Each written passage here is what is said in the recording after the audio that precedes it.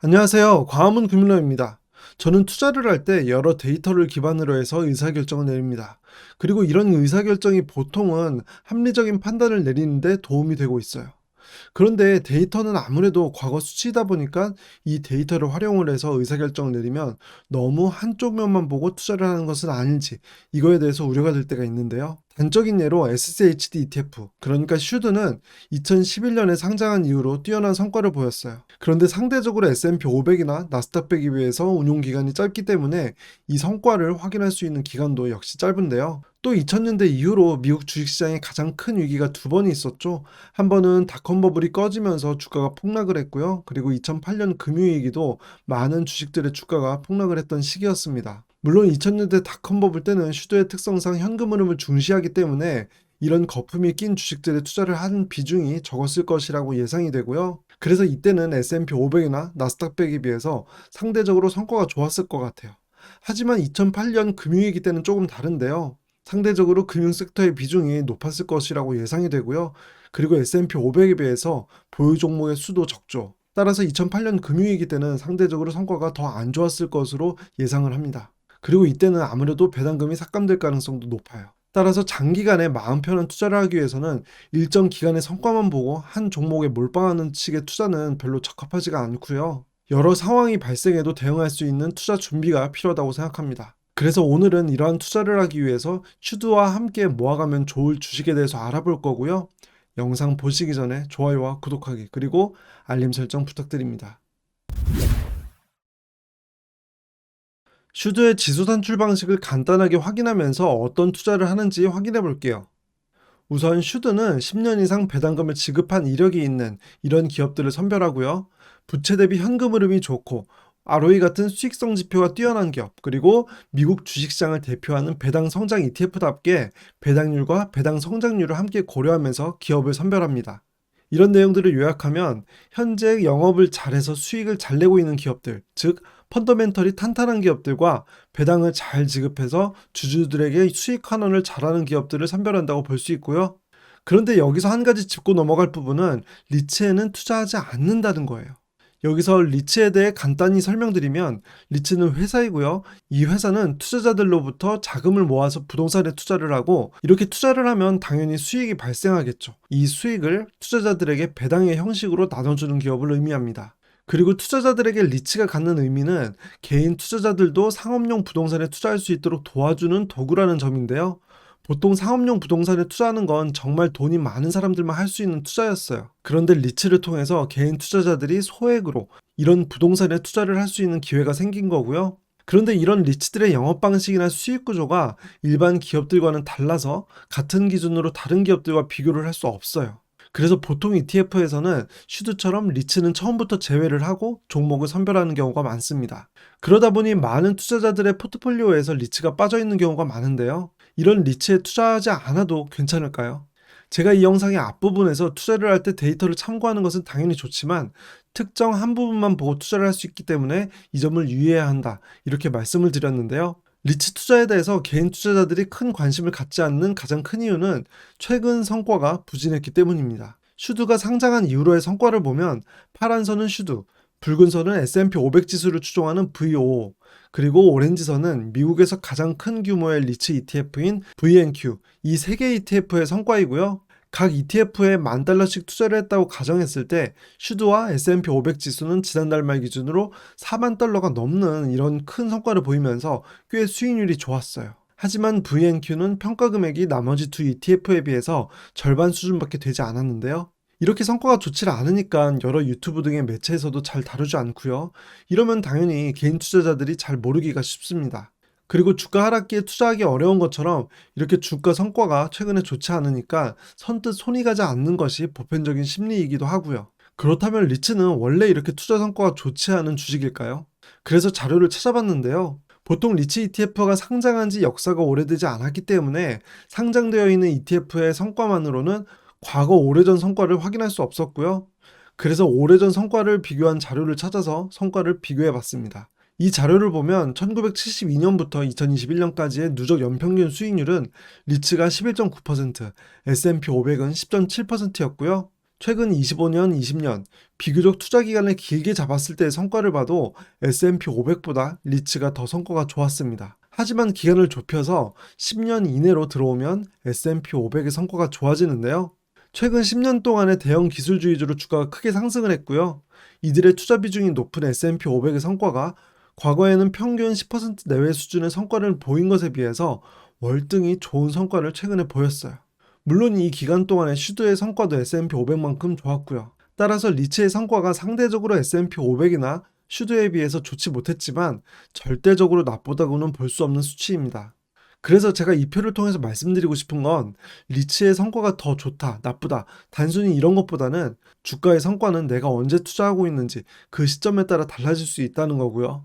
리츠의 성과도 역사적으로 보면 충분히 좋은데 그에 비해서 이 섹터에 대한 투자 비중이 현재 포트폴리오에서 너무 낮은 것은 아닌지 스스로 확인할 필요가 있다는 거예요.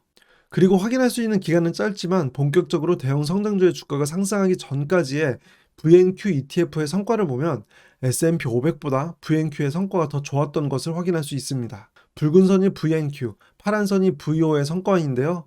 VNQ가 상장한 이후로 금융위기가 발생하기 전까지는 시종일관 S&P 500보다 성과가 더 좋았습니다. 그래서 이 내용을 좀 더 상세하게 알아보기 위해서 미국 주식 투자자들에게 가장 인기 있는 월배당 주식 중에 하나인 리얼티 인컴의 성과를 갖고 왔는데요. 참고로 이 주식은 ETF가 아니라 개별 주식이고요. 리츠 주식입니다. 지금 보시는 것처럼 해외 주식 전용 계좌에서 리얼티 인컴으로 검색하시면 됩니다. 이 주식이 상장한 1994년 11월에 $10,000를 투자했을 때 지난달 말까지의 성과를 보면 S&P 500은 14만 4,492달러가 되었고요. 리얼티 인컴은 무려 44만 8,915달러가 되었습니다. S&P 500보다 월등한 성과였죠. 그리고 특히 리얼티 인컴은 배당 투자자들에게 아주 매력적인 주식이에요. 보시면 2005년 이후로 배당금이 한 차례도 삭감되지 않았고요. 오히려 한 해도 빠짐없이 배당금이 성장했습니다. 그리고 분기 배당이 아닌 월 배당이라서 이 점에서도 장점이 있고요. 배당 수익률은 현재 4.38% 수준으로 슈드가 현재 3.61%인 걸 감안하면 배당도 많이 주고 있는 주식이에요. 하지만 최근에 테슬라의 주가가 많이 올랐다고 해서 테슬라 한 종목에 몰빵할 수 없듯이 지금까지 리얼티 인컴이 리츠 가운데 가장 좋은 성과를 낸 주식이긴 하지만 이 주식만 매수하는 것도 같은 논리로 좀 부담스러울 수 있는 선택이고요. 그리고 자산 배분의 관점에서는 개별 주식보다는 ETF가 더 적합한 선택입니다. 따라서 리츠에 투자하는 두 개의 ETF를 추렸고요. 여기서 한 종목을 선택해 보겠습니다. 보통 리츠 ETF라고 하면 가장 일반적으로 거론되는 종목이 VNQ인데요. 그 이유는 아마도 미국 주식시장에 상장된 ETF 중에 가장 규모가 큰 ETF이기 때문이에요. 하지만 저는 VNQ보다는 XLR이라는 ETF를 좀 더 선호하는데요. 이 내용을 확인하기 위해서 두 ETF와 리얼티 인컴과의 성과를 비교해 봤습니다. 파란 선은 제가 좀 더 추천하는 XLR이, 빨간 선은 VNQ, 오렌지 선은 리얼티 인컴의 성과인데요. 상대적으로 개별주인 리얼티 인컴의 주가 흐름이 큰 폭으로 움직이긴 했지만 역시 리츠 대장주답게 이 기간 동안의 성과가 가장 좋았습니다. 그리고 그 뒤를 이은 것이 XRE, 그 다음이 VNQ였어요. 여기서 주목해야 하는 부분은 세 개의 주식이 주가 흐름이 대체로 비슷했다는 거고요. 따라서 리얼티 인컴에 직접 투자하는 게 부담스러울 때는 다른 ETF를 선택하는 것이 합리적인 대안이 될 수 있다는 것입니다. 물론 이렇게 XLRE가 VNQ보다 성과가 더 좋긴 했지만 결정적으로 제가 XLRE를 선택한 이유는 다음 두 가지 이유 때문인데요. 위의 표는 XLRE의 배당금 지급 이력이고요. 아래는 VNQ의 배당금 지급 이력입니다. 두 ETF 모두 리얼티 인컴처럼 배당금이 상승한 것만은 아니고요. 삭감된 적도 있어요. 그리고 두 ETF의 배당금이 늘어나고 줄어드는 해의 패턴이 거의 유사한데요. 문제는 VNQ가 그 편차가 너무 크다는 거예요. 특히 2017년에는 VNQ의 배당금이 전년 대비해서 38.17%나 삭감되었어요. 같은 해에 XLRE는 17.55% 삭감에 그쳤고요. 그리고 2020년 VNQ의 배당금이 17.63% 삭감될 때 XLRE는 2.64% 삭감되었고요. 리츠에 투자하는 이유 중에 하나가 안정적인 배당 때문이기도 한데 그에 비해서 VNQ의 배당금의 편차가 너무 크다고 생각하고요. 물론 배당 수익률은 VNQ가 더 높긴 하지만 이렇게 배당금의 편차가 크기 때문에 이 수치가 큰 의미가 없이 느껴집니다. 여기에 더해서 미세하긴 하지만 총 비용도 XLRE가 0.1%로 좀 더 저렴하기도 하고요. 따라서 성과, 배당금, 총 비용 이 세 가지 측면에서 XLRE를 선택하는 것이 더 좋은 선택이라고 판단합니다. 그래서 지금까지 설명드린 내용을 정리하면 슈드의 지수 산출 방식에서는 리츠를 보유하지 않습니다. 그리고 보통의 투자자들은 최근에 리츠의 성과가 좋지 못하다 보니까 리츠 투자를 소홀히 하기 쉽지만 여기서 또 다른 투자의 기회를 발견할 수도 있고요. 리츠에 투자하기 위한 방법으로 개별주는 리얼티 인컴을, ETF로는 XLRE ETF를 선택할 수 있다고 말씀드렸습니다. 하지만 이런 리츠를 주력으로 한다기보다는 앞에서 말씀드렸듯이 자산 배분의 관점에서 접근하시는 것이 좋고요. 특히 요즘처럼 리츠의 성과가 상대적으로 부진할 때 포트폴리오의 일부 담는 판단이 장기 투자의 관점에서 적절하다고 생각합니다. 여러분들께서는 왜 좋은 주식을 꾸준히 모으는 투자를 하고 계신가요? 저는 성공하기 위해서 좋은 주식을 꾸준히 모으고 있습니다. 그런데 간혹 누군가는 좋은 주식을 꾸준히 모으는 이런 방식의 투자로는 절대 성공을 할 수 없다고 말하기도 합니다. 그런 재미없는 투자 대신에 좀 더 위험에 베팅하는 투자를 해야 하고요.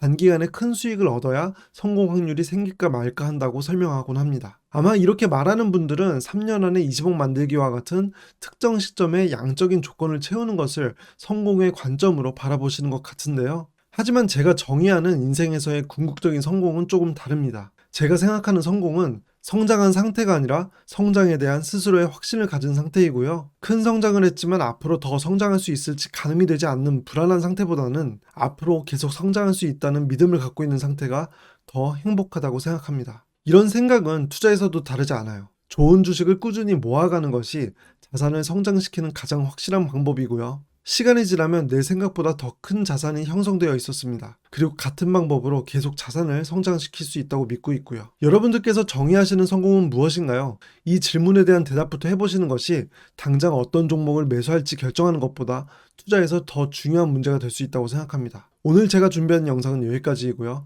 저는 제 영상이 행운을 가져다 드릴 수 있길 바랍니다. 영상 끝까지 시청해 주셔서 감사합니다.